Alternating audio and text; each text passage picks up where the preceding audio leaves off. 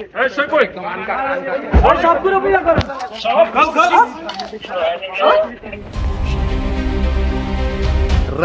মোহাম্মদপুরে আবারও আলোচনায় সেই চাঁদাবাজ সমন্বয়ক সাইফুল ইসলাম রাব্বি, যে কয়েক মাস আগেই চাঁদাবাজির অভিযোগে গ্রেপ্তার হয়েছিল। পরে এনসিপি নেতা হান্নান মাসুদ নিজে থানায় গিয়ে তাকে ছাড়িয়ে এনেছিলেন। সেই রাব্বি আবারও হাতে নাতে ধরা পড়েছে চাঁদাবাজি করতে গিয়ে। আপনি অলরেডি এটার সাথে একবার জড়ায় একবার আপনার মোটামুটি নিউজ সবই হয়েছে, পদ পদবি চলে গেছে আপনার এখানে।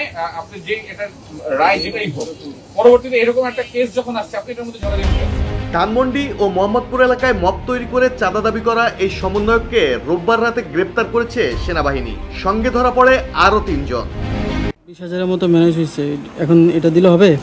না না না না, বাচ্চার বাবা আমার এখানে আছে।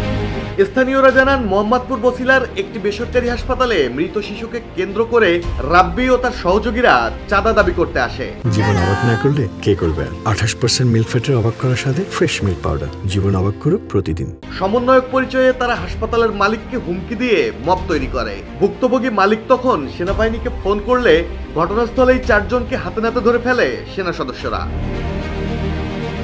পুলিশ জানায়, গ্রেপ্তারকৃতদের মধ্যে মূল সমন্বয়ক সাইফুল ইসলাম রাব্বির আগেও চাঁদাবাজির মামলা আছে। কয়েক মাস আগে ধানমন্ডিতে প্রকাশক গোলাম মোস্তফার বাসায় মব তৈরি করে চাঁদাবাজির ঘটনায় গ্রেপ্তার হয়েছিল রাব্বি। তখনই এনসিপি নেতা হান্নান মাসুদ থানায় হাজির হয়ে মুচলেকা দিয়ে তাকে ছাড়িয়ে আনেন। সোশ্যাল মিডিয়ায় তখন তীব্র সমালোচনার ঝড় ওঠে। এমনকি এনসিপি থেকেও লিখিত ব্যাখ্যা চেয়ে নোটিশ দেওয়া হয় হান্নান মাসুদকে। কিন্তু সমালোচনা থামার আগেই সেই সাইফুল ইসলাম রাব্বি আবারও একই অপরাধে ধরা পড়ল। ডেস্ক রিপোর্ট, জয় জয় দিন।